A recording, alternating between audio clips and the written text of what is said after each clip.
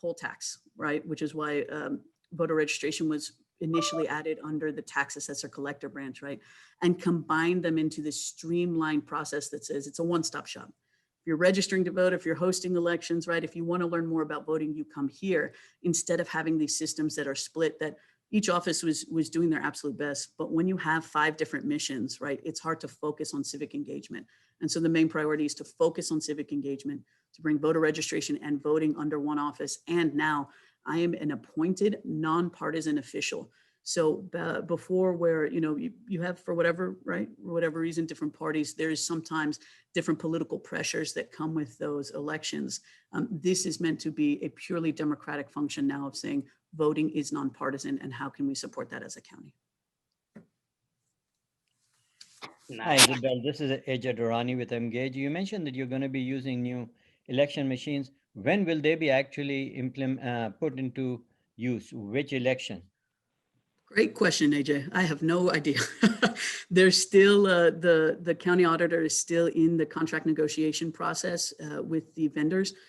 I am in a bit of a tricky situation in that legally I'm not allowed to talk more about what those options are, because we don't want to introduce bias into the system and approach this in any unethical manner. You know, my goal, if we can do it by May, I would love to. But I am unwilling to do things in May just to say we did them in May if we have not prepared the community and our staff to host an election safely and accessibly. So I'm trying to push my team for May, you know, fingers crossed, that's my goal. If we don't hit May, I'd really like to, this is kind of an in the weeds, innovative idea. I would love to partner with our high schools, our civic clubs, our unions, our other civic entities or group entities, even your own organizations. We can actually rent out, right, or lend the voting machines to groups to host their elections. So think of a civic club voting for their president, right, or leadership using our voting machines. It's an excellent opportunity for us, right, to work through the kinks, and I will say a slightly lower stakes type of election of how we deliver and program those machines, and also gives the community an opportunity to test those. So while I would love to do it in May, I want to do it right. You only get one opportunity every decade or two to get voting machines, and I want to do it right. Thank you. Nice. Congratulations on the position. This is Roshan. I am the operations director with Pure Justice, and I was wondering, were we going to continue to keep the drive-through voting? Yes, absolutely. As long as the legislature allows me to do it. We've received some pretty clear direction during early vote and during that it's allowed to happen. There's still, quite honestly, you all know, a debate going on about Election Day, and we'll be watching those bills closely through the legislature as they flesh that out. In District B, in the elections here in December, we actually offered drive-through voting during early vote. It was a smaller footprint. We're trying to figure out how to do it smaller in more areas instead of big mega center sites. And that's kind of the innovations I work in, right? Let's try different models and see what works best. So absolutely, we're going to keep pushing for innovations. I want to offer 24-hour voting. I want to offer, you know, like we said, the proactive voter registration outreach. If you know anything about me, I don't take no for an answer very well. So that's the same spirit that I'll be bringing to this. And the last little part. Okay. Go ahead, Roshan. I just wanted to know, have you thought about digital voting? Digital voting, like e-voting? Yes, like voting from the phone. Like, for example, you know, I don't know if you know anything about Bitcoin, but how safe and secure it is with the face scans and the ID scans, and they make sure that you are the person setting up the account. I was wondering, have you thought about something like that for voting right here in Harris County? Can we start the wheel for America to move towards digital when it comes to voting? I love it. Philosophically, I'm there with you. I'd be the first person to do it. There is a very clear, bright line from the Texas election code that I cannot, get creative in problem solving. So if you can think of ways that that would be allowed by the Texas election code, or, you know, I believe that's perhaps the jurisdiction of your organizations to advocate for things like that, I'd be happy to use that tool if it became available to us. Thank you. Hi, this is Jessie Mona. Apologize for not being able to be on camera. Thank you so much for coming out today. With the new machines, will we still be voting basically the same way? Are you at liberty to talk about that, or will we be doing paper ballots now with the new machine? I am not allowed to share more Okay, no problem. I I want understand to, that. I promise when I can. I just don't want to get No. sued and kicked out before my Oh, 30 no, days. no. That's why I asked, were you at liberty? So you're not, and that's perfectly fine. The other question I wanted to ask, I really like the idea of being able to rent the machines. Would those machines be able to be rented to community groups as well so that people could get familiar with them? Yeah, I know Roxanne is on, and I'll have her put her email if she still can in the chat here. For anything like that, for community groups, absolutely. You get Okay. connected with our outreach team. And there's a difference, right? There's bringing the machines out so that you can just, play with them and see how they are versus actually hosting an election for your entity. Exactly. Yeah, because I worked the polls and there were many people, as everyone knows, that are not familiar with how to operate the machines that we currently have. So I think that's awesome. Thank you. Going back on mute. Thank you so much, Simona. There was a question from Crystal Townsend about the role of the county clerk. So there's two questions. What will now be the role of the county clerk, and how can we get same-day voter registration in Texas? County clerk will still maintain all of the important records for Harris County. So everything from deeds to marriage licenses to property records, I believe the filings regarding courts and hearings as well, and even the commissioner's court. The motto is, we record all the important moments in your life, right? So they're still fully functioning. I can't express that enough, as is the tax office. The second half of that question was same-day voter registration. Yes, I am very much handcuffed by the Texas Election Code with that one as well. So I greatly encourage groups to consider their own advocacy on that situation. Again, if there's any creative ideas on how to get around the Texas Election Code, some things are very clear and bright in the line. So please share your creative ideas with me. Thank you, Isabel. Any other questions? I've got one more, if that's okay. Go. Yeah. Isabel, so Pasadena, you may remember we've talked about how, unfortunately there, as I see it, one of the challenges to voting there is that in their local elections, you go to one place to vote for your city folks, the mayor and the city council, and then PISD is at another location, and then the Sanjac Board of Trustees might be at another location. And that's when I first learned that from Hector de Leon, that if we had an elections administrator in Harris County, that would probably solve that issue. Because as I understand from what he explained, that our Texas elections code allows the jurisdiction, so Pasadena ISD, the city of Pasadena, and Sanjac can each contract with whomever they want to in order to run the elections.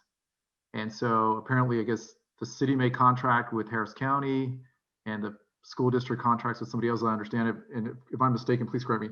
But for May 2021, which is the next round of local elections in Pasadena, have you thought, or there been any discussions yet, or any thought about, centralizing that? So like in Houston, in our local elections, at one location, you can vote for city council, mayor, and HISD school board and HCC.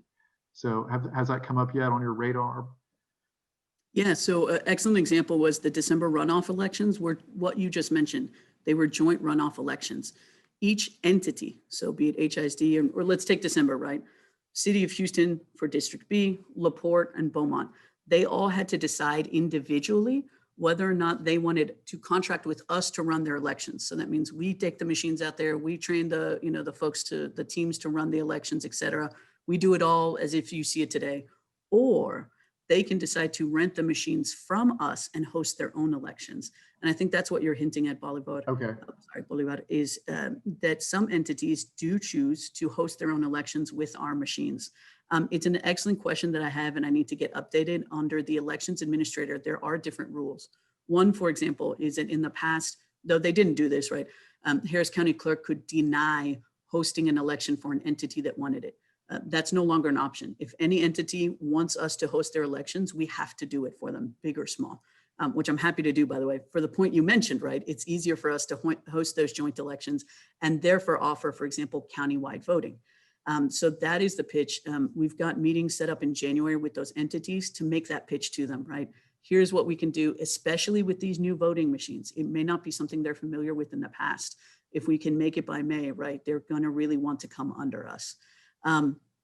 Allow me to double check on that code, but you're right. It's, I think in the last legislature, and I'll double check.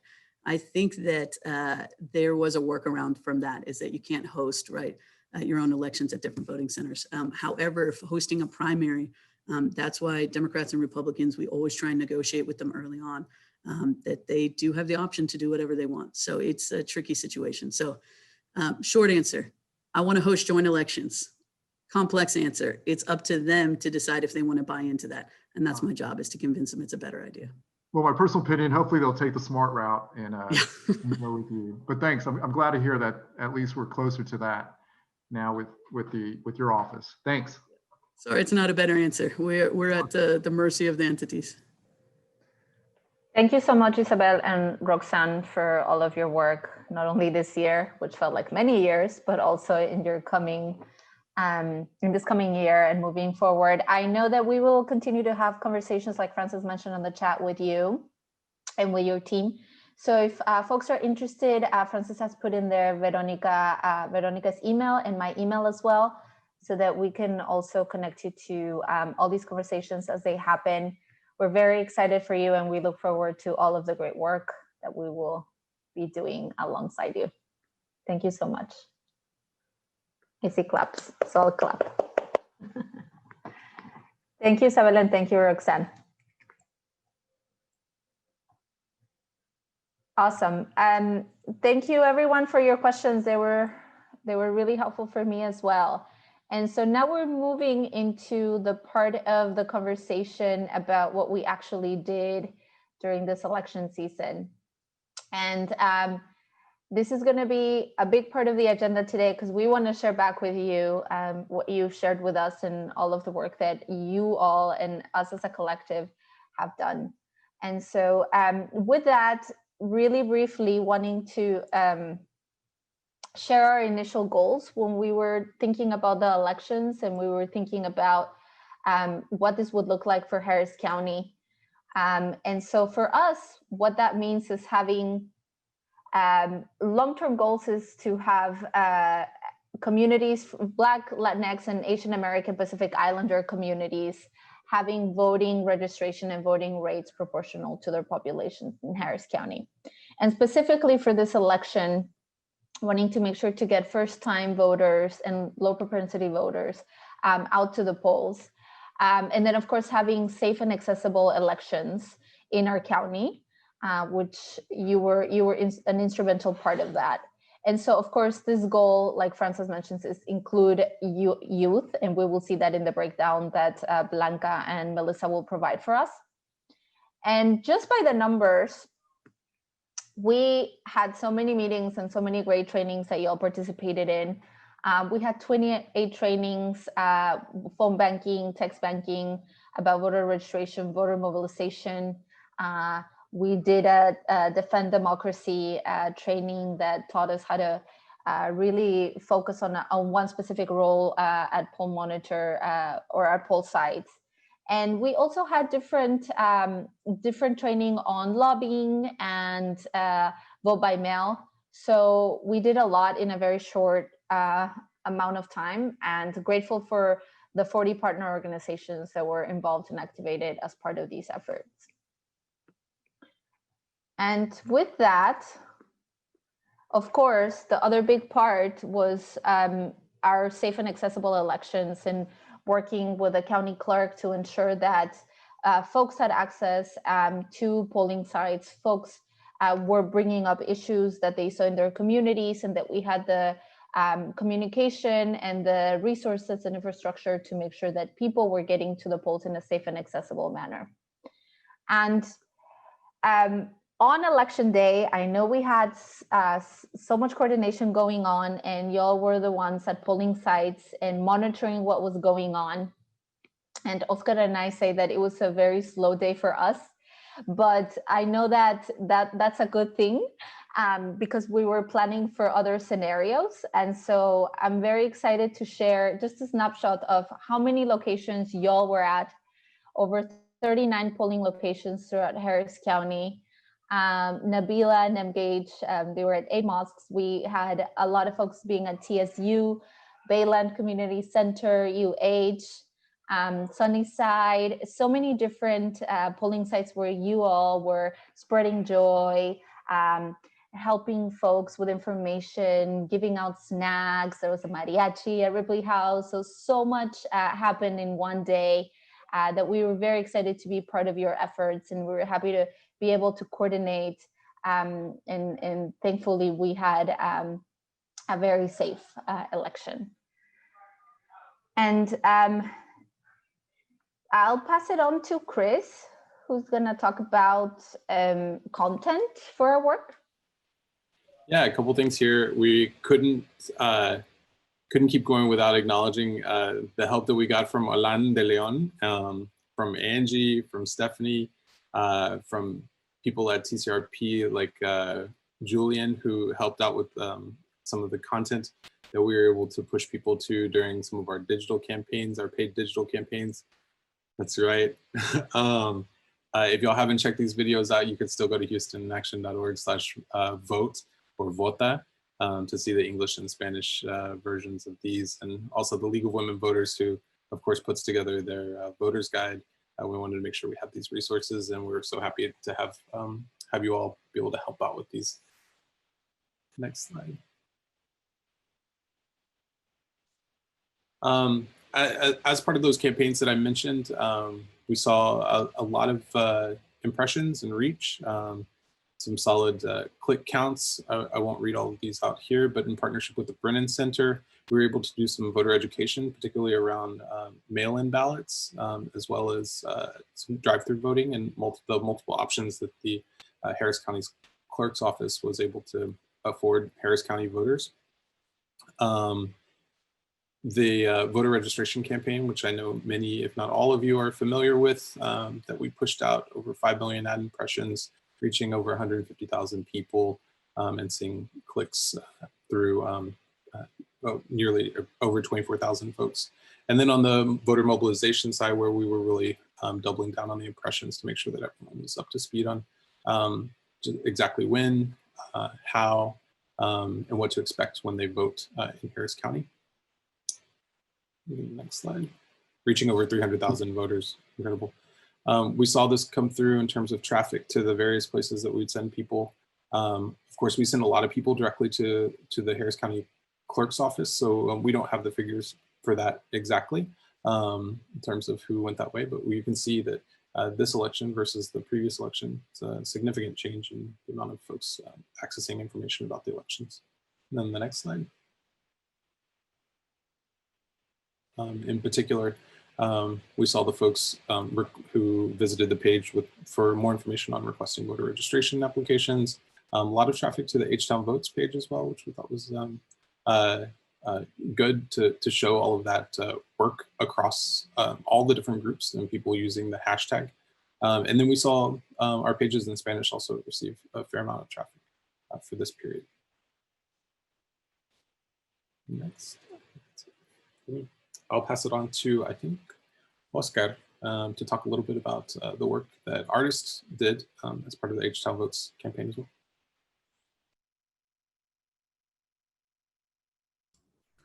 What's up, everybody? Hope y'all are having a wonderful Tuesday as we're getting closer to the end of the year.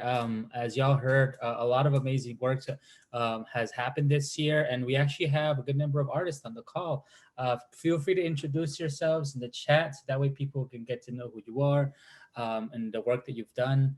I do just want to say for the artists that this was the first time probably they've known a lot of the work that y'all are doing within the community and everything that went from the election side, as they mainly participated in doing a lot of the work through that you can actually follow. That a lot of it was digital recordings on hashtag HTownVotes.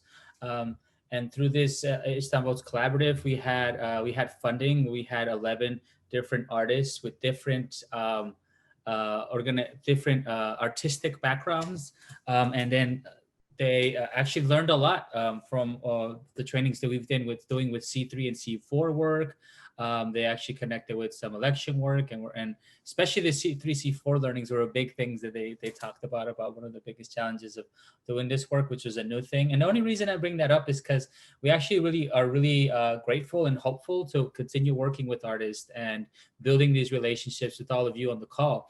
So please use the chat as a space to connect and talk to other artists to see how we can connect. I'm happy to say that out of these 11 projects, we did a training with Fresh Arts. We did a training with, what is it, AFJ, around C3, C4. We had the trainings. There was just a lot that happened, if I'm honest with you. And some of the art that was done, a big shout out to Mgage, a Pivot, who participated in doing the work. Who was it? Baker Ripley, who worked really close with Karen Martinez around the recordings. And you can see Danielle, actually one of the fellow organizers, his lovely face on some of those videos. If you go to H-Town Votes, use the hashtag H-Town Votes. And you could also see him on our website. If you go to houstonaction.org/artsvotes, and I could write that in the chat as well. You will be able to see a lot of the amazing content that they were able to build. And the big goal that they had through there is being able to connect this arts work to getting people to participate and vote. So reminding people about the deadlines. There was a really cool broadcast that was called H-Town Votes Live, which had a lot of local artists that participated and shared all their art. And through music videos, through skits. There was interviewing with high school students about the work that they were doing. Mecca also worked really hard working with HOP. They did Loteria nights where they helped people, educating them about elections. And then while they played Loteria, and they had some screenings of a few artists as well. As you see, thank you for sharing this, changing the slide. Right here, you also see Voto 2020, which is in coordination with MFV, which is a small documentary. And that lovely young lady right there is one of the leaders. She's actually really, really dope. I met her a couple of times through last year, and she's, you can check out how she registered to vote. And one of the first times she's voting, coming from a mixed status family, and having people that she cares about her undocumented and why it matters to her. We had an amazing artist named Kemi OG who did Interference, which is, which she did a really cool art piece talking about the diaspora of like African Americans who are in the U.S. and African immigrants who come to the U.S. and the challenges that they go through, and how voting is a way to empower both communities. You can see the videos of Tofu Riot, which has, you can follow them all over Instagram, where you'll find a bunch of little graphics, short graphics, I mean, specifically designated to the Asian community, as our big focus was intended to be to focus on Muslim, Asian, Black, and Latinx community specifically, as we're moving forward with a lot of these artists. So we worked with a lot of artists that primarily focused in these communities, or they had those relationships. A big shout out to Christina. If you want to check out her videos, they're very, very funny. She's an amazing, talented artist who has a lot of history doing recordings, and a really funny comedian if you want to check her out as well. We were fortunate to work with an artist who are also in the LGBT community from Las Locas, and they did a few commercials, which are really, really funny. Some of the really funny ones that I've seen that they were able to get to talk about the elections, to connect not only with the Latinx community, but also with indigenous groups and people who don't identify the binary gender. It's some really amazing videos. You should check those out as well. And then from a Muslim brothers and sisters, Kwali had some amazing videos. The music is just beautiful, and they had an amazing panel, and with Nabila and a lot of other South Asian and Asian leaders, where they talked about the coronavirus and the importance of the elections. And really the important goal that we had here, it was connecting voting with artists and connecting local artists with organizations, and then really trying to organize and connect the dots. So through our efforts, we were able to have a lot of impressions throughout line, interacting with people in the community, getting people to register to other events. Even people were asking questions about when is early voting. Just through some of the art projects, they were able to get a lot of this information, as well as having fun. So I want to thank all the artists, and I would love for the artists, if they wanted to either introduce yourself in the chat, or if y'all wanted to just say hello to people here, as I know that some of you are looking to even continue working with a lot of these organizations, and must have been like, well, for a lot of folks, it was the first time working with community organizations, and we hope to continue growing this space as we move forward into the future. So in the chat, I see that I know Christine is here. Let me see who else is here. I think I saw Tofu Ride here earlier. If y'all want to say, Kuma is also here. If you want to introduce yourselves either in the chat or out loud. But for me, I would say that this was actually Paul Cuevas. He's the one who did the H-Town Votes Live. For me, this was our first approach to do arts funding during the elections, and it was in a really big crunch, and we moved this pretty fast. But at the same time, we were able to, thanks to the endowment, fund, like I said, 11 different artists to do some amazing work. Not only here in Houston, as we also had poets from Writer's Block, but all the way from Alaska, we had Perseverance Theater, who participated with us in developing other work. So we were connecting with everyone and as much as we could. So I do want to thank all the artists. Please continue to do the work that you're doing. If any of you want to connect with any of the artists, now's your chance. The artists, feel free to use your emails and put it in the chat to see how we can connect with other organizations here. And I'm really looking forward to continuously work with y'all in the future. And I'll pass it back on to Anna.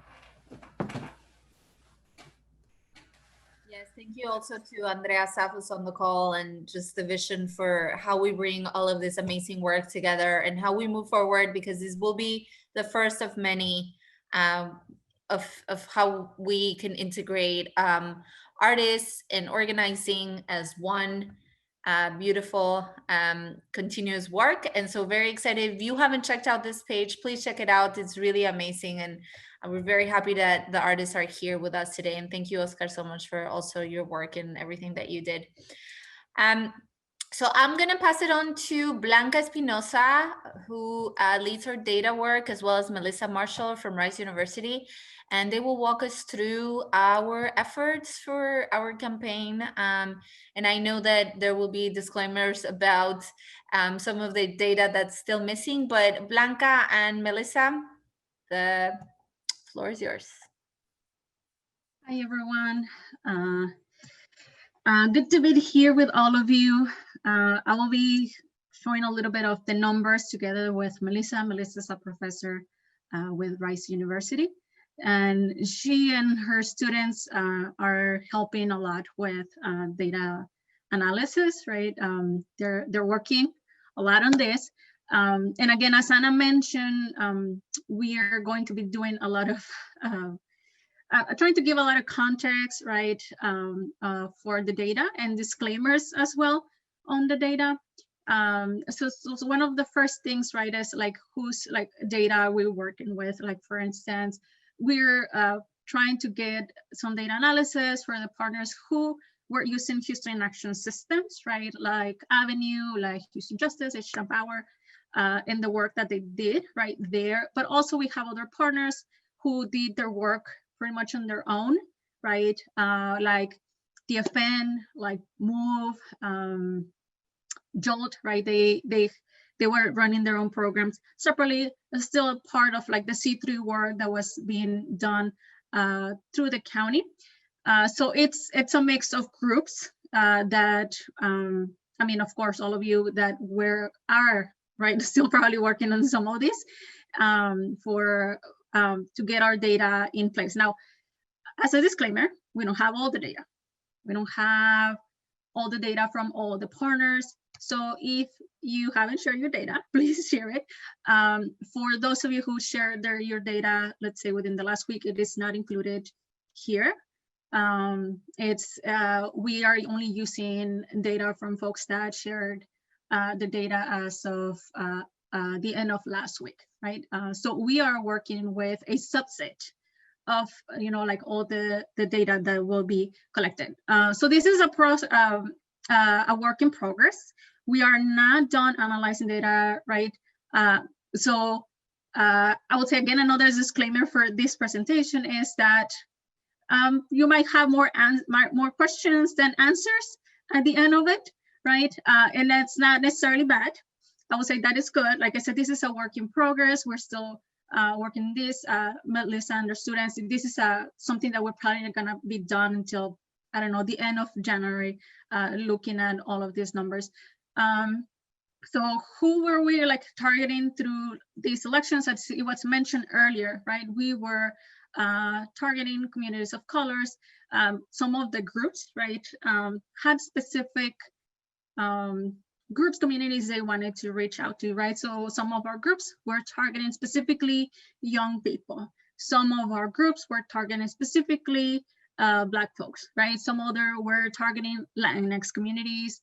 Other ones were focusing on AAPI. Others, immigrants, Muslims, working families, low propensity voters, also known as unlikely voters, right? So there's a range of targeting that was done for the elections, right? Depending on what the groups it's focused year round, that's how they were also building their target list. If we can go to the next slide, Anna.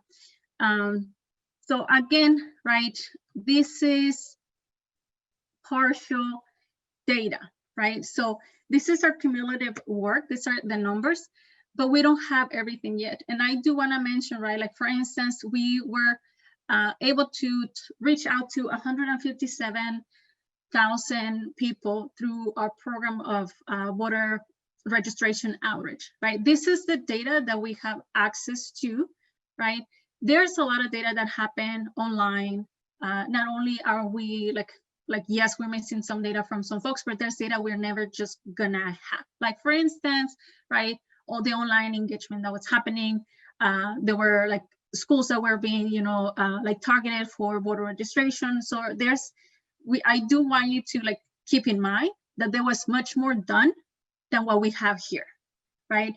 A lot more work that like you work hard on this. All of you work hard. All of you, like some of our partners, I know like they've been working, like for instance, in voter registration year round. That's part of what they do, right? And in their organizing work. So just again, keeping those numbers in context, right? So we were able to, from the data that we have, able to reach 150,000, over 150,000 people through our voter registration program. We were able to make over 100,000 dials and through 496 phone bank shifts. And once again, these phone bank shifts as well, there are some of our partners who have not shared that with us. So we expect the phone bank shifts as well to increase as we're getting more data. We send 224,000 texts to this list of people through 47 text bank shifts, right? As you can see, our phone bank shifts and text banks there's a big difference. People, are able to send a lot more text in an hour than they're able to make calls. We mailed over 23,000 voter registration applications. Right now, those were a mix of cold mailers and people who requested their voter application through our systems. So for these ones, we also have, Chris mentioned some of the numbers for ad impressions, reach, clicks, right? That we had. So a lot of the data and people that we are reach. We are just not going to have the granularity on the data, right? We just have overall numbers. We don't know exactly how many people were reached through these numbers. And of course, the breakdown of our universe, those folks that we have, and if you can go to the next slide, we have, this is the breakdown of the folks that we were able to reach through this list. Once again, if you can see here, our goal, of course, was to reach out to communities of color, young people. But this list that we had access to, that we knew they were unregistered voters, it was very big on his Latinx folks, right? 60% of our list was Latinx folks, 80% Black, 7% Asian, 2% and 0.3%, 0.03% Native, but less than our 8% was youth, right? So as you can see, this list is not very mixed. That's where a lot of the online work came into place, right? To reach out the different communities and our different ages groups. If you look, and if you go to the next slide, these are just some trends that we've seen for the last 4 years. Now, this is not Houston in Action's work. This is what has happened in Harris County, right, for voter registration. Again, this we need to keep in mind the context that this is data provided through a vendor, right? So there's some margin of error. A lot of like the race for these folks are based on models. So we do need to like keep that in mind, right? That these are not, like 100% accurate, but we will say like that it's close enough. So some of the things that we noticed, right, we wanted to see if like this year had been better, right, than other years when it came to registering people of color and youth. And if you see that this, like the blue line represents the people of color, and we actually saw a decrease on people of color. Now, this is not just, I know a lot of the focus on voter registration actually happened after August. I'm looking at the whole year, right? I am, Melissa is going to be looking a little bit only at what happened on the last couple of months where we were actually like bumping up our work, but this is the whole year. So we see some trends that we actually saw like a decrease in people of color registering, and we saw an uptick on, like white folks, right? So again, it could be many different reasons. So it could be because last year was actually a year where we had a high number, right? A high number of people registering that were people of color. So that could be a reason why that, many of those folks that were registered actually registered last year. Therefore, there were less people to register this year. Again, there's questions that we have that we still, need to look into the data deeper to be able to figure out, like why this happened, right? I mean, we also had COVID. Could COVID be a reason that, like our people of color, just were not interested in registered to vote because there were other things going on in their mind. Again, with the youth, right? We saw last year like a raise, like an uptick, right, of people who registered to vote who were young, but then this year it just went down. Again, this brings up questions, right, as to why that happened.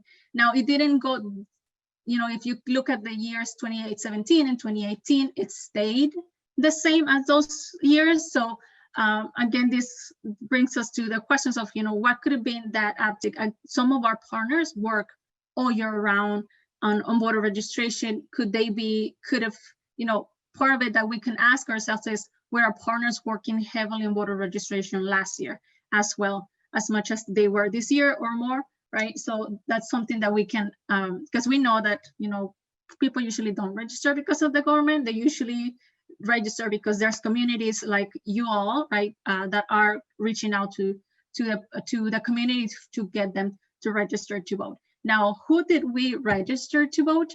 If you can go to the next slide, Anna.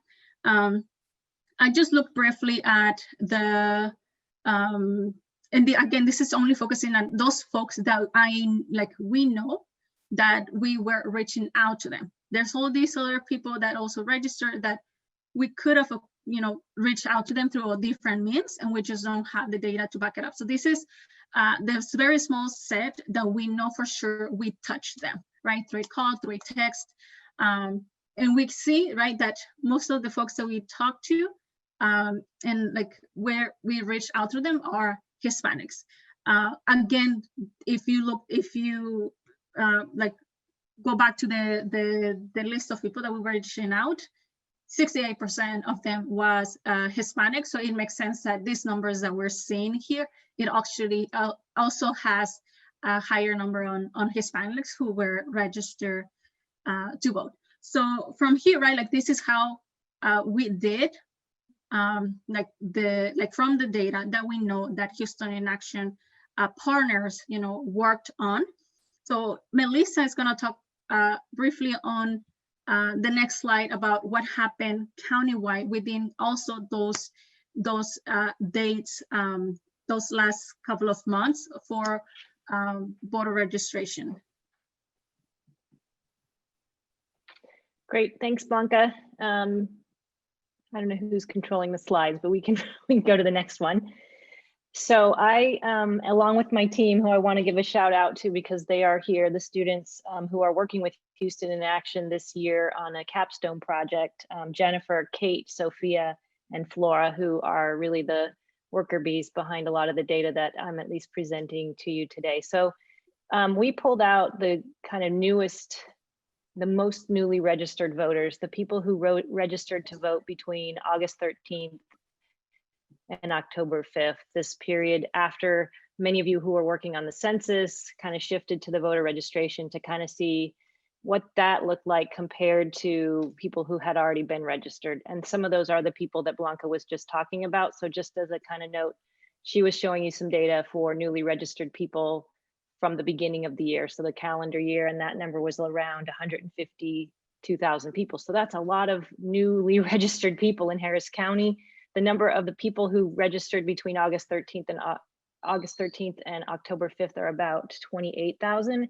And what Blanca just said was that there were about 2,700 of those who are people that were touched from or by Houston in Action members. So that's like 10% of all of the people who registered in that short period of time. So I think that's quite an accomplishment. So this graph just kind of shows you the distribution of those newly registered voters compared to regular, already registered people across the age. And, it looks like a lot of those newly registered people were in that youth category. In fact, the largest category of newly registered voters were young people. So I think that's very encouraging. And I don't think that the note here on this slide is actually matching what you're seeing in the slide. We're not seeing any race and ethnicity in this slide. I think it kind of got mixed up in the editing of the slide deck. So you can ignore that, but the message on this slide is just a very significant impact on young people in the last period of voter registration before the election.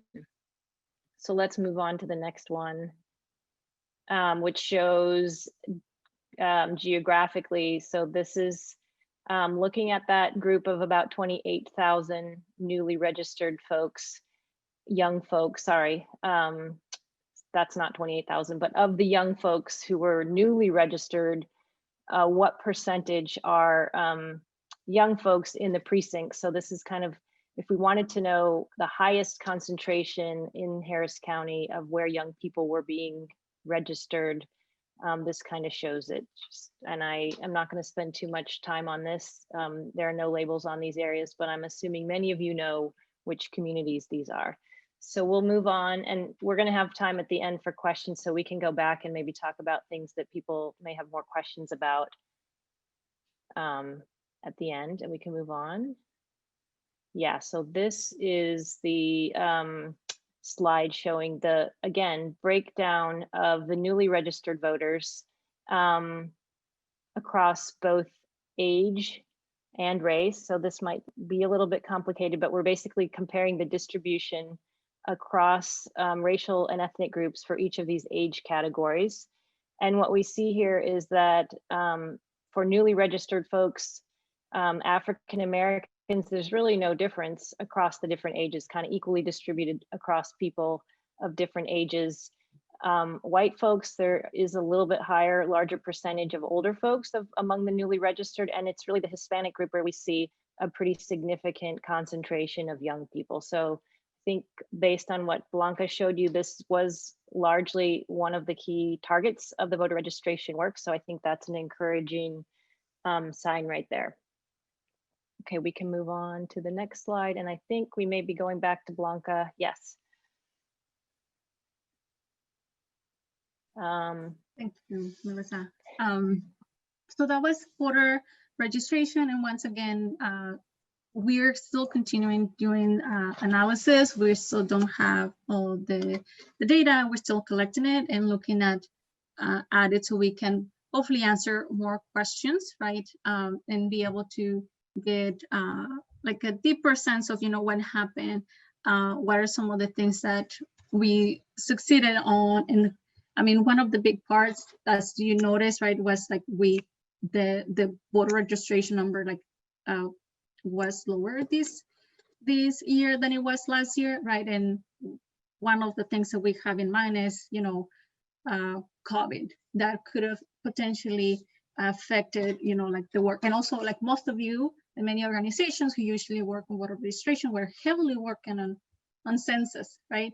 So there's a few things that we still need to be looking at so we can hopefully have a better answer as to what happened. But when it comes to voter mobilization, right, again, this is still a subset of the final data. We're waiting on some partners to share some of it. And again, also from the numbers that we're looking at from this voter mobilization, it's early vote numbers. We don't have yet the data for election day. So we're focusing only on turnouts for early vote and vote by mail, right? So that's the rates that we're looking at here. And some of it that we do have access to. Melissa was able to get the canvas by precinct, so that's something that she will show towards the end. Those actually include the election day numbers. But on going back to like the efforts that were made by the partners, by all of you, right? We were able to reach out to 323,000 voters through the efforts, right? These are unique people.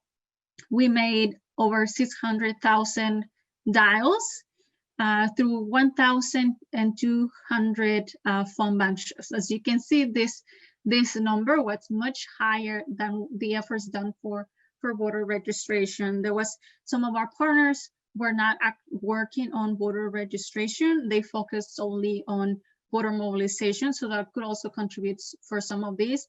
Our lists were a lot bigger for voter mobilization than they were for voter registration, which could also, affect one of the reasons why there was more work done behind it. We did 364,000 texts sent right to these folks, and those were done through 63 phone bank text bank shifts. We sent 21,000 mailers. These are like reminders for the elections to encourage people to go out and vote. And there were over 8 million ad impressions and 21,000 clicks. Something that it was not here that I think at some point got removed. It's one of our partners was concentrated on people who vote by mail, right? So they were calling specifically to tell people that their ballot was like on the way, and not to forget like to fill it out, right? So they were focusing specifically on them, and they sent out about 30,000 ballots to people. So the next thing that we have here, right, it's a map that shows the attempts. Now, this is not showing where people were at. This is not the unique number of like the unique people. This is attempts. So an area that got called a lot will have a darker color. Areas that have a lighter color were touched less, right? So some folks maybe got one call. Some folks maybe got 6 calls, right? Depending on the efforts done by the different partners, the different organizations, right, that we're working on here. So this is what it's showing where a lot of the work was happening. However, if you can see all of the county, it's somewhat shaded. So we were reaching out to folks all throughout the county. If we go to the next slide, this is like just showing like the breakdown of our universe. By universe, I mean like the list of people that Houston in Action is targeting, right? The list of people that we're targeting, those were the folks that we wanted to reach out. So one of the reasons we want to look at the breakdown of this is, it's like collectively, did we actually reach out to those folks that were on our intended communities, right? Our intended targets. So as you can see here, right, this is brief, just the ages 18 to 34 made up 50% of our universe. 89%, close to 90% were people of color. Close to 50% were unlikely voters or low propensity voters. For those of you who were attending like the trainings for voter mobilizations, we were emphasizing like, these are folks who do not vote, right? They don't want to go out and vote from a range of reasons. They don't believe in the system. They don't care about it. The elections, like, it was not important to them. Like, I don't know, for many reasons, there are people who do not usually go out and vote. And this last part, right, just to again put it more in context, because the unlikely voters, we have this graph right here on the lower left-hand corner, which is the propensity, right, a model that just shows like how likely is a person to go out and vote. But again, it's a model. If you look at the graph on where it says vote on the last 3 general elections, this is actual vote history.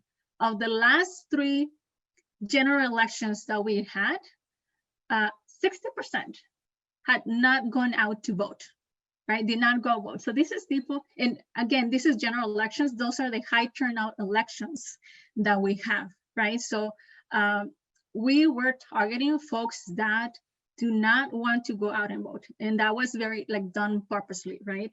Again, most of these folks that tend not to vote tend to be people of color, our communities, young people, right? So this is like hard work that nobody wants to do, right? When you're talking about politicians, political campaigns, they usually focus on people who are always voting. But if they already engage, there's they're already engaged. We're trying to engage people who are not always engaged. If you go to the next slide, Anna, so this graph, I know it's a lot to take in, but I just wanted to briefly show, right, this is the same thing that we saw in the previous slide, but all together, right? So, so I just wanted to show here that even though even our high propensity people who are likely voters who are on the right-hand side of the graph is still made up of people of color, right? So even the small percentage of high propensity voters that we had, they were still made up of communities of color who are part of who are our targets for most of the organizations that we're working on this together, right? And if you look at the left-hand side of the graph, these very low propensity voters, you see a high number of young people who fall into that category, right? So as you saw from the previous slide, 50% of our folks were young people. So I think the efforts are put into the right place. These are people who are not voting. So we definitely want to continue engaging these folks. Now, the next slide that we have, this is all the registered voters in the county. And this is just to give you a sense how Houston in Action's targets compare to the whole county overall. These yellow ones are folks of who are white folks that list to vote for our models, right? And if you look on the right-hand side, we have this, people who are very likely to vote, a big number, right? So again, this election, it's a high turnout election, the presidential elections. So you have, it's usually what, 60% or so of the population who is more likely to go turn out to vote. And then you have, I would say 30% or so who are highly, right, to go out and vote. So, and if you see that part, they're mostly white people. So this is something that we want to make that we want as Houston Action, all the partners, right, to have equity. We want to make sure that our communities of color vote at a rate that corresponds to the rates that are in the county, right? So if 40% of the county is Hispanic, we want to make sure that 40% turn out also, like, it's 40% of the people who vote, it's actually Latinx people as well, right? So that's some of the work that we're trying to do. And again, we were reaching out to folks that are here on the left-hand side and communities of color. Now, if we go to the next slide, we have who voted. Now, this is important because we want to know, like, did we stay within like the what we wanted to do of, like, did we do good in turning out folks who are people of color, who are young people, and the like, right, who have low propensity, or did we not? Now, from the Houston Actions universe, right, all the partners put together, out of the folks that turned out to vote, right, 63% were young people, 48%, 89% were people of color, and 48% were unlikely voters. So if you notice on the unlikely voters, right, like, it seems like it's somewhat consistent, but we do see a right, like, if you see the turnout graph right here at the lower left-hand corner, we see that it's a high number on high propensity voters who turn out to vote, which again, it's expected. They were likely voters, so we were expecting to see that number. But again, we wanted to make sure that, our folks that are young are still going out to vote. So some of the questions that we're still not sure, because we still need to compare, is like, did we do the same, like, were our rates of people who turn out to vote on young people the same rates that it was across the county or not, right? Some of the, like, we want to know if our program was effective or not, and we have not gone deeply into that. Now, because we don't have complete data, there's also the question of, like, once we have complete data, will our, like, rates, like, will the makeup of our universe change slightly, right? Like, or a lot? And will that also affect our rates of people who went out to vote or not?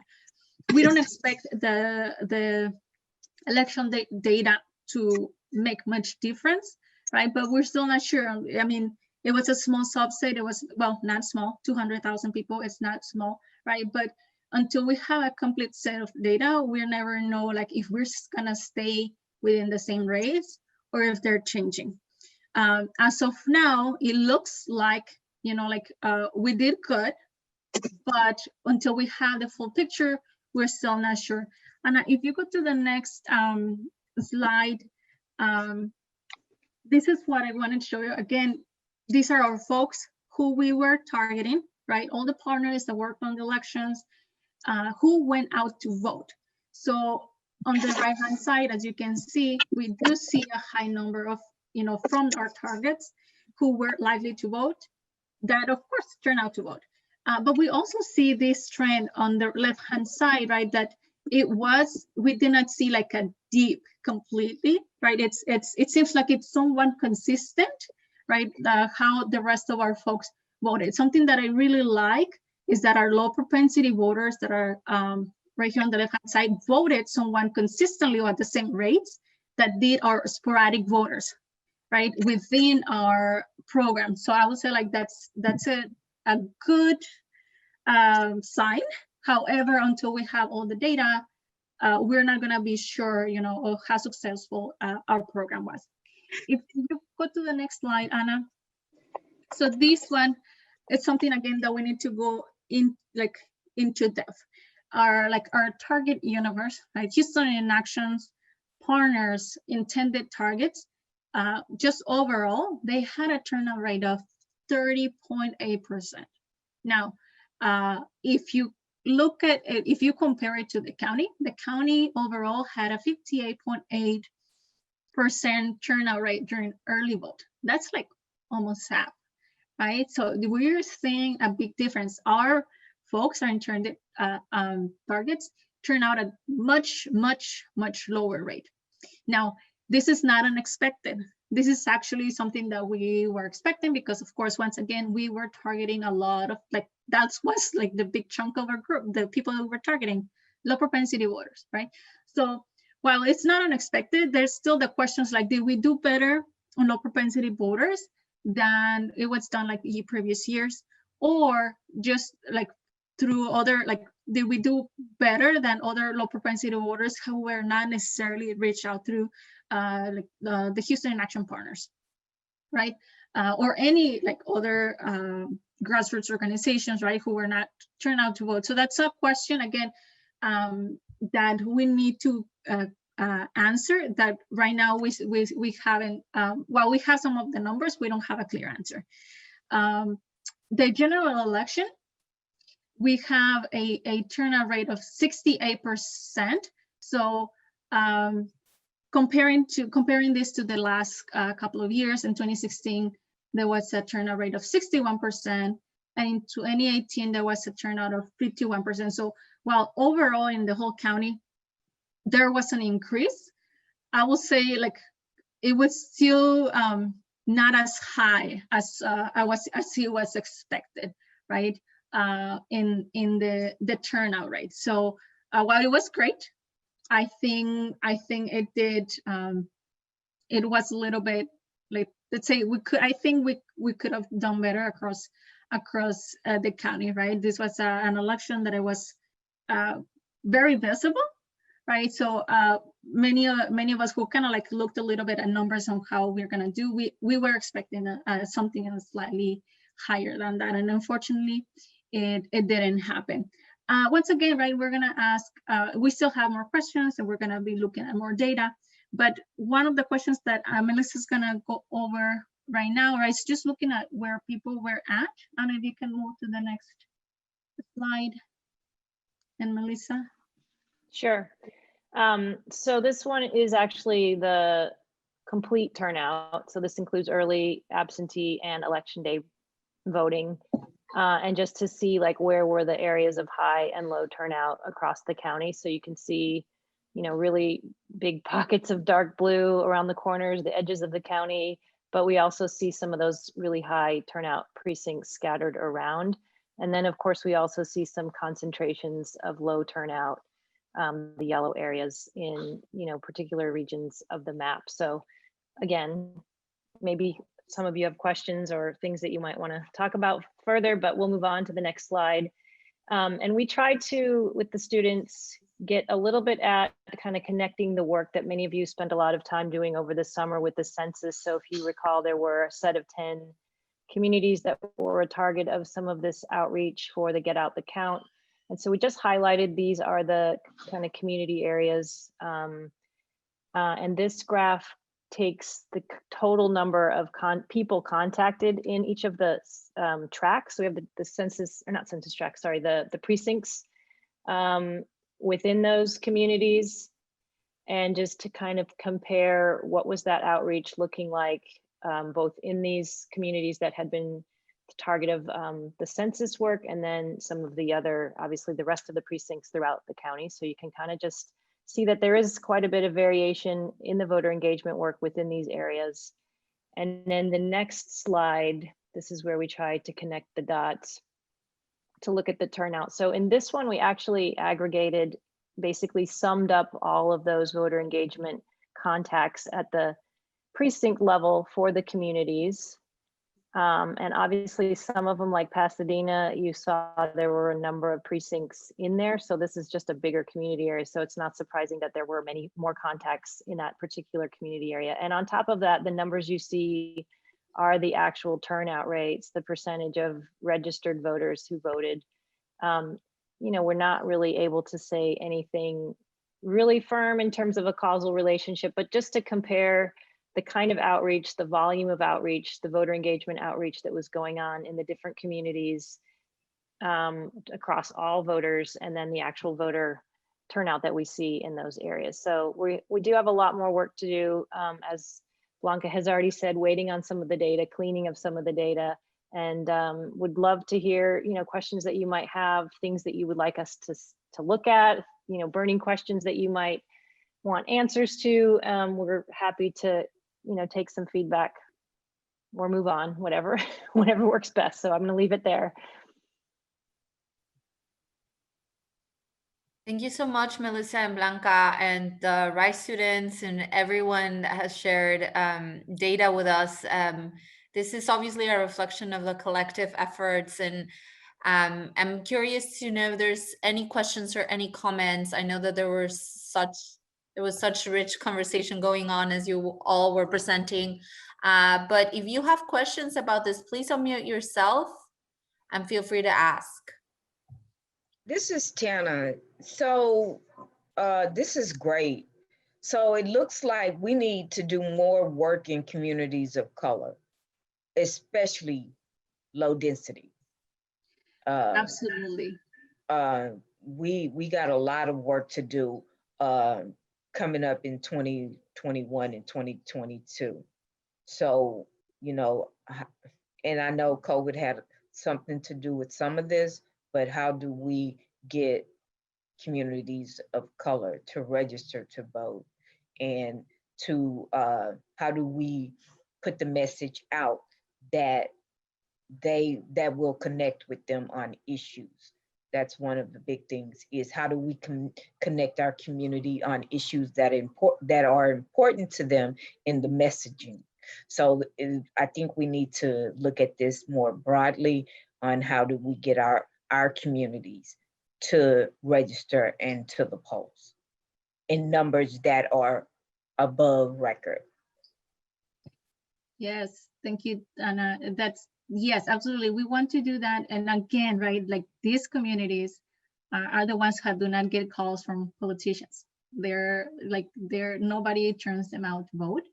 And it is hard work. It is hard work. It's a lot of investment. It takes a lot of resources. It definitely does, right? But what we want to do is just engage people, right? If someone votes once, it's more likely that they're going to vote twice. And if they vote twice, it's more likely they're going to vote 3 times, right? So it's just like these communities are communities, right? Just need to be followed up with every time. They want to know that this matters, right? I think most of the folks that don't vote is because they feel like the system doesn't work for them, which is absolutely true.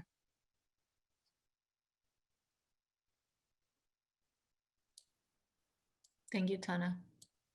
Any other questions or comments?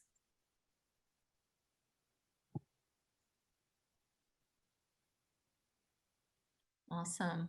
Thank you so much for putting these slides together. We'll share them with you. Hopefully you'll have time to also share with any other team members that may not be participating in this call, or any of your community that were part of these efforts. I know that there were a lot of leaders and volunteers also involved in the phone banking, text banking, and all the in-between. So very grateful for your work, and it's a work in progress, but this was really amazing. And thank you again, Melissa and Blanca. So I'm going to stop sharing my screen now, because I would like to share with you, as part of this debrief and celebrations, if I can find how do I stop sharing? I don't see it anymore. Okay, here it is. I would like for us to also pause, because I know that there was a lot of information, and share with you this video that Nelson from our communications team put together to highlight, also continue to highlight your efforts. And this is from all of the videos that we've received from y'all. So very excited to see it. And Oscar is going to share it, and let's watch.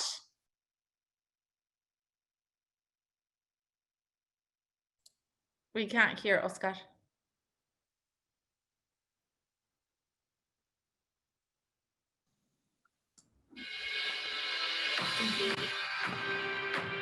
Because of COVID-19, our voter engagement campaign was mostly done online or through phone bank or text bank.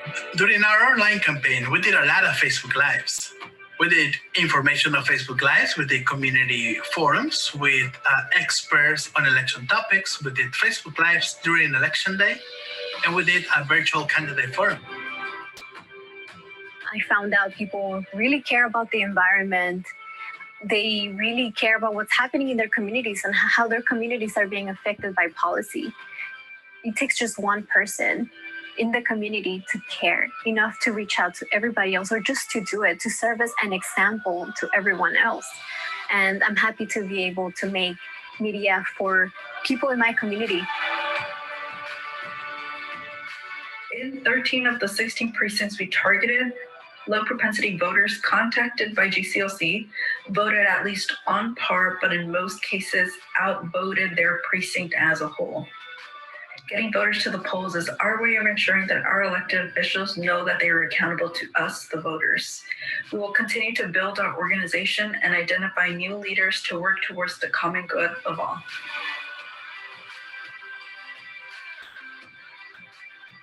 Phone-based were really impactful. To have just that one-on-one interactions, even if it's for a few minutes, and just be able to explain to our community what is it that we're advocating for, and explain to them how impactful these kinds of things can be. Through the Hustle Texting program, we were able to send out more than 38,000 texts to community members here in Harris County. That was text not only to provide information so that people could get registered to vote, but then also follow up with resources for registered voters. Through collaboration with other like-minded organizations, through a network, you really can accomplish something amazing. In working with the Latin community, it's a very, very hard work, and it requires a lot of creativity. So it is very important to work with other networks of volunteers that work with the community constantly, and that they are also educating the community for future voting elections. Because of COVID, we had to rely a lot more on phone banking and text banking, but I was happy that we were able to do voter registration in person at our food distributions. And I mean, it just really opened our eyes to how necessary online voter registration is here in Texas. Also, how much more education and how much more outreach we have to do to our neighbors here in Houston and Harris County. And also because people were so motivated and so enthusiastic to turn out, because, you know, for years they haven't been actually reached out to by other campaigns. No one has actually spoken to them in their language or talked to them about the issues that matter to them most. And I'm so glad that we were able to, you know, really take the time to have those conversations and make those connections with voters, because that is what ensures that every single person turns out and goes out to vote. Once we saw Harris County break the record for early voter turnout, we knew all of our collective work had paid off. One thing I can take away from working on elections and census is that our communities will make an effort to participate civically if they understand the impact and importance of their participation. We continue to organize it because we want to make every effort to ensure everyone in our Asian community has access to vote.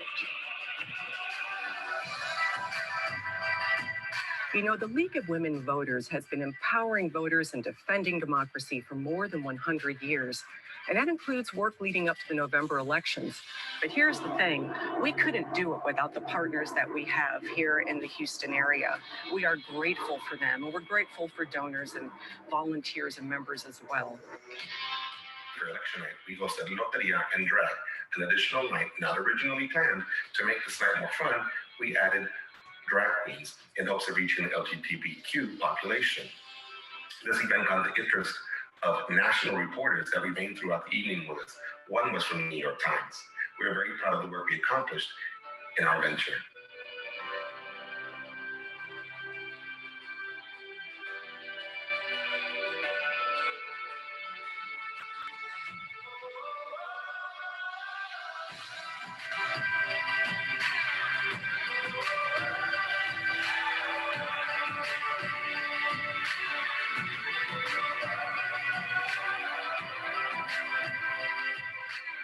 working with the caucus, you find out real quickly how impactful it is to be giving back to your community, to be working with your community, and to be on the front lines of making change in your community. I think that's one of the biggest takeaways the WSRA got from doing the phone banking, giving rides, and organizing to help one another to all be able to participate in this effort. We made sure that everybody on our team could feel like they were having a huge impact on voting in this election. United We Dream participated in putting on a Texas Sheriff's Candidate Virtual Forum in partnership with the Fuerza Texas Coalition, in which one of our Houston leaders was co-facilitator. This forum reached 155,273 people and was viewed 3,801 times.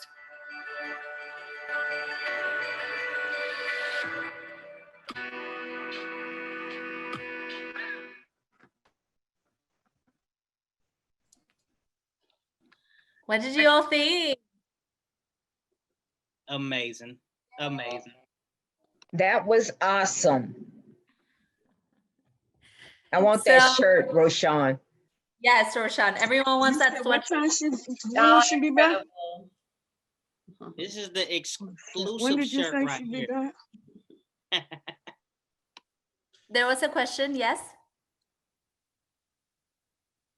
Oh, I think. So we will be sharing this on our website, and definitely I saw many comments that you want to share with your members. And yes, this is definitely what the intention of the video, and just to share your amazing work. So there's still opportunity to send us your video. If you haven't done so, we'll be sharing those details again, but it's very easy, very fast. And thank you all so much for putting this together. This is a really amazing effort by all of you. And I hope that you can see how excited I am to continue working with you all, but also all of the awesome work that we were seeing every day happening as we move through the election cycle. So with that, I want to pass it on to Brittany, who is Brittany Fitz, who is our evaluator. I'm going to share my screen back again. We are going to talk about now about the surveys that we're also asked you to respond to see how we can continue moving our work forward. I just want to say that we're a bit tight on time, so we'll have to reduce the conversations by 10 minutes, and I apologize, y'all, but hopefully we'll get the ball rolling on some of the questions we had for you. And now, before we get started, I'll pass it on to Brittany. Let me share my screen again. And Brittany will talk to us about what we saw in those surveys. I'm trying to get my screen to share. There it is. I've not done the survey yet. I'm going to ask Oscar or Anna to put that link back in the chat. The more information that we can get back from you, the better that Houston Action can plan for their future events. But we just have a few highlights before we get into our small group conversations. So the first one is that our partners really made changes based on the resources from Houston in Action. And about 80% of our partners made these changes, whether it was they changed their scripts based on recommendations, maybe they changed their media or graphics because they were provided something by Houston in Action, or maybe they just changed their whole strategies because they had access now to telephone banking and text banking that they didn't have before. So because of Houston Action, about 80% of our partners did make changes to their original voter registration and mobilization strategies. Next slide, Anna. Our partners also built new skills during this election cycle. We know that there were a lot of new skills that needed to be learned because COVID really hit us in ways that were unexpected. And because of this, we saw lots of growth, right? We are only as strong as the partners that make up the network. And the more we can build capacity in the network and in each organization, the stronger we're going to be and the better we can serve the communities that we work with. So we saw new skills being built across the board, whether it was being able to communicate about the elections. There were a lot of complications and some tricky things that popped up, whether it was court fights or timelines or whatever it might be. And you really built capacity in your ability to talk about the election work. but even all the way down to being able to recruit and mobilize and manage your volunteers. And this was something that our partners reported being able to that they built the capacity to do this.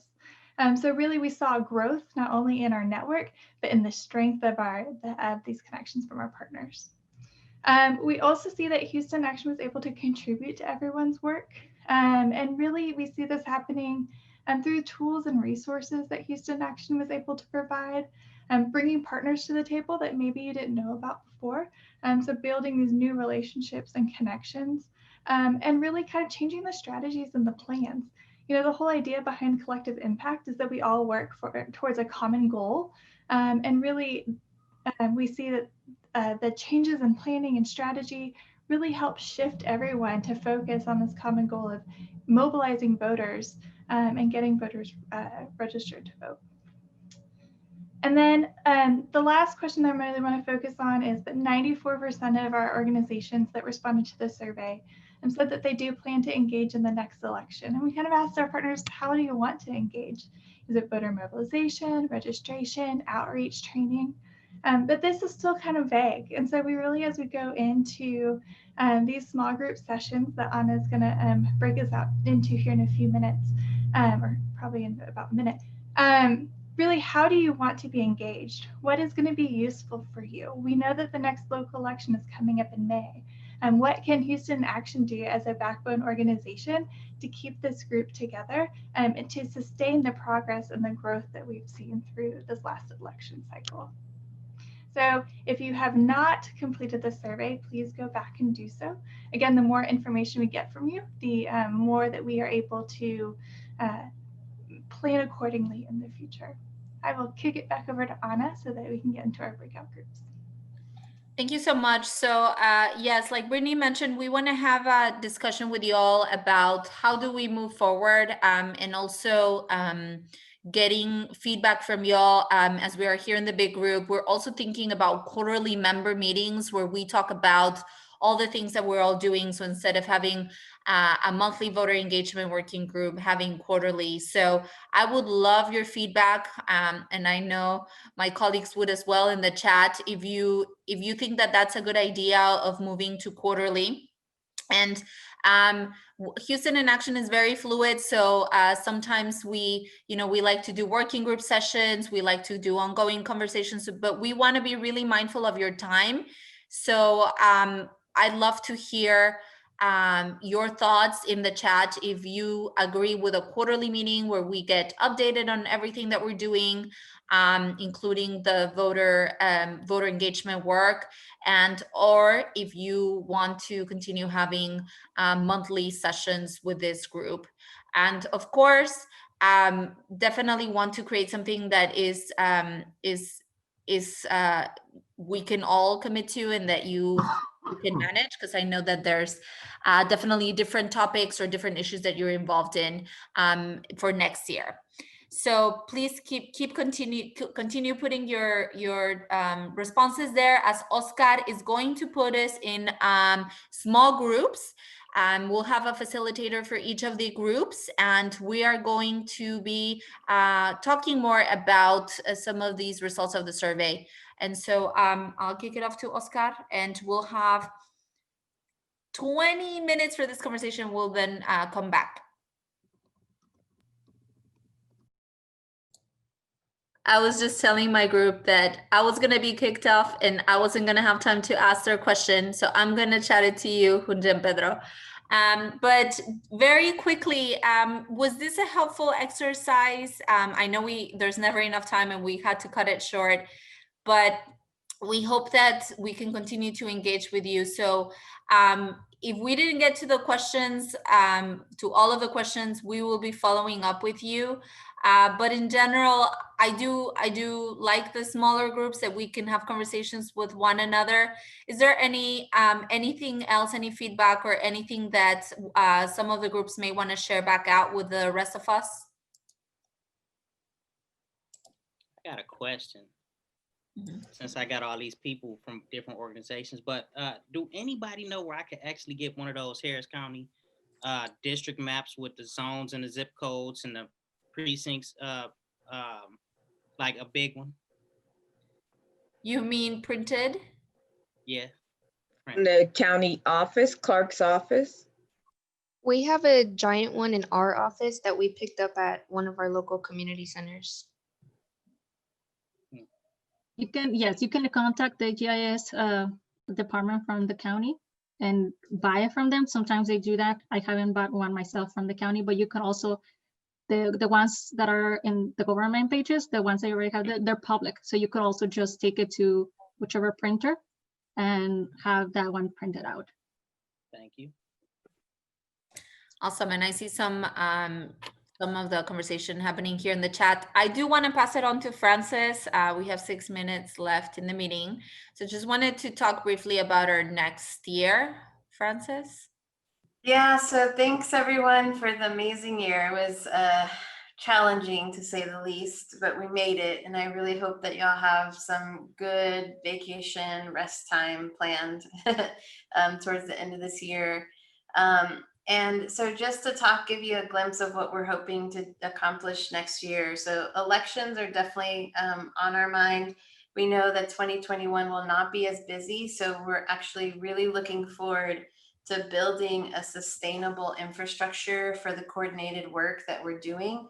We are also looking to start a C4. So for all of you groups that do C4 work, so that we can engage better with you and coordinate even more, because there's a lot of data that we didn't necessarily have or coordination we couldn't do because of the C3 designation. And so we'll be engaging with you all. Veronica will continue to be leading our work with Isabel and many of you to make sure that we have safe elections. So there's a lot of policy work to do now that we have the new elections administrator.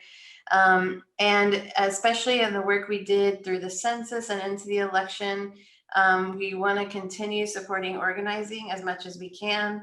We want to build out plans or strategic plans for communities and want to build those with you all. So again, our work kind of comes in cycles. When I came on in 2018, we were doing a lot of planning for the census, and then starting in 2019 until now, we've just been working nonstop. And so I hope we can take our breath a little bit and just do a lot of great strategic planning so that we can have great plans to show funders. Joe highlighted that money fundraising was great and opportunity that Houston in Action gave. So we need you all to help us build the plan so we can tell the funders what the needs are. And so we want to start building not just for the next year, but we want to build out a minimum 5-year plan. And then hopefully start building more than that.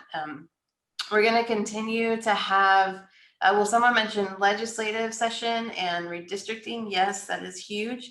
Anna will be sharing hopefully soon a space that we're going to create on Basecamp where we really hope that you all start sharing with each other. It's important for y'all to feel like that is your space and to share as much as you can so that you can, I know we're going to be coming back and it's going to be like a huge shock to our systems to have to run back into the legislative session and redistricting fights. With that, we are going to be focusing on seeing if we can develop at least 2 unity maps around the city. If you have not already expressed to Anna that you might be interested in that work, which is where are the places where we could potentially come together and unify our communities to have a stronger map and really shift focus. With redistricting is usually all about what politicians want, and we want to shift the focus to what community needs. And then with all of this, of course, we want to know your trainings. We want to know what you're doing so that we can fill gaps, and we want to know what your needs are. And then, of course, we had a lot of great conversations this year about racial justice and what you were looking at. And so Rose has some great thinking with because of a lot of you on what those potential offerings could be, seeing how we continue to involve artists in all of this work. So we really want the artists to feel like you can join us at any time and stay engaged. Know that it does take time for us to get to where we were around the election and to be able to have the plans and the funding that we had. And it's essential that you're part of that work to help us create it in the best way possible. Next slide. So again, you know, we're going to move into the legislative session, but I really want to, and to all the work I just described about next year, but just remind us, we did some really amazing work and had some great sessions with Andrea Asaf. I don't know if she's still on the call, but just really want to appreciate her and the work that she did with us, also with the artists, and just the amazing network that we're able to develop. Next slide. And I know we didn't really, last year and the years past, we've had like a big holiday party, and none of those things happened. And so this is the best we have right now. This is our last big meeting of the year. We had a big census debrief in this one, and just want to acknowledge all of you. Very, very grateful for your work. Very grateful for your presence, for your energy and your amazing brains and thoughts.